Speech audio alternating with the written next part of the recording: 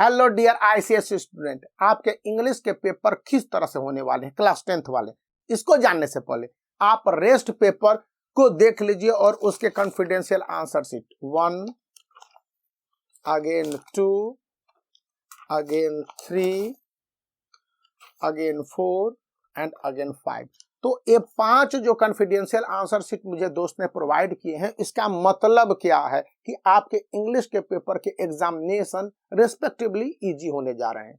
Challenge student को passage में होगा और कुछ क्वेश्चन में होगा।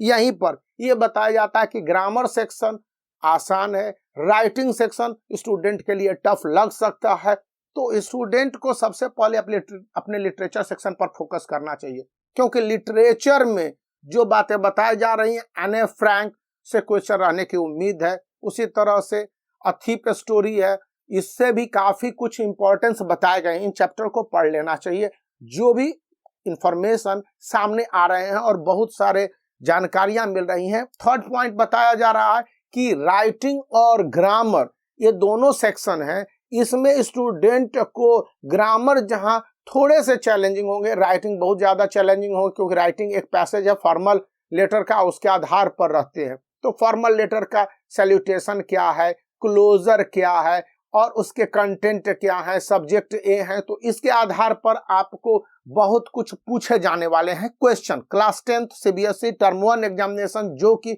सैटरडे को होना है। अब इस टर्म 1 एग्जामिनेशन के इंग्लिश के पेपर को लेकर पैसेज में बताया जा रहा है कि ये एक आसान पैसेज होगा, लेकिन 2 पैसेज आपको बनाने हैं। यहाँ पर याद रखने हैं कि हिंदी के पेपर में बहुत सारे स्टूडेंट ने गलती किया था, क्योंकि उसके जो सेक्शन ए थे उसमें उसे 20 क्वेश्चन में से 10 क्वेश्चन का अटेम्प्ट करने थे और फर्स्ट 10 क्वेश्चन में से 5 क्वेश्चन को अटेम्प्ट करना था। बहुत सारे स्टूडेंट ने फर्स्ट 10 क्वेश्चन में से 3 क्वेश्चन ऊपर वाला अटेम्प्ट कर दिया, 4 क्वेश्चन नीचे वाला अटेम्प्ट कर दिया। तो ये गलत है, क्योंकि इंटरनल ऑप्शन अथवा या और दिया जाता है और ऐसे में मार्क्स नहीं दिए जाते हैं। ये बात इंग्लिश में भी याद रखनी है, क्योंकि आपको इंटरनल ऑप्शन मिलेंगे और इंटरनल ऑप्शन के आधार पर ही आप अपने इंग्लिश के पेपर की तैयारी करेंगे।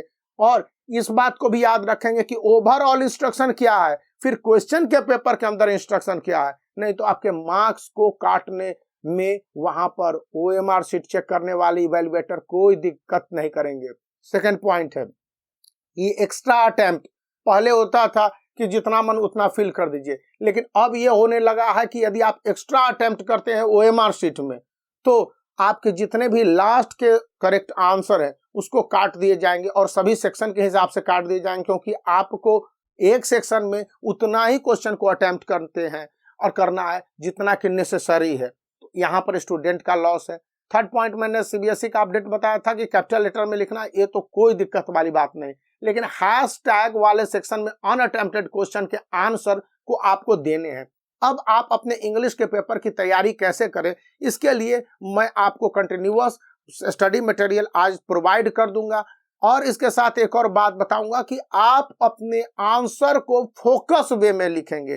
क्वेश्चन पेपर को 2 बार पढ़ेंगे, समय दिया जाता है क्वेश्चन पेपर पढ़ने के लिए 20 मिनट, तो उसमें कंज्यूम करेंगे। इवन आप 30 मिनट क्वेश्चन पढ़ने और आंसर को निकालने में कंज्यूम कर लीजिए, क्योंकि OMR शीट पर एक बार फिल करना शुरू कर देते हैं तो OMR शीट पर फिल करने के लिए आपके पास 10 मिनट से 15 मिनट का समय होता है। इसलिए OMR शीट पर आप अपने क्वेश्चन के नंबर को या उसके स्लैश को लिख दीजिए कि 4 सेट है, 3 सेट है, 2 सेट है, और OMR शीट को बहुत अच्छी तरह से रनिंग हैंड में फिल कर लीजिए। लेकिन सबसे पहले आपको क्वेश्चन मिलता है घर लाने के लिए, तो क्वेश्चन पर ही अपने आंसर को अटेम्प्ट कर लीजिए। बहुत सारे स्टूडेंट ने क्या किया है, अनअटेम्प्टेड भी किया है, मार्क भी किया है, रिस्पॉन्स भी लिख दिया, तो ये यहाँ पर गलती आ रही है।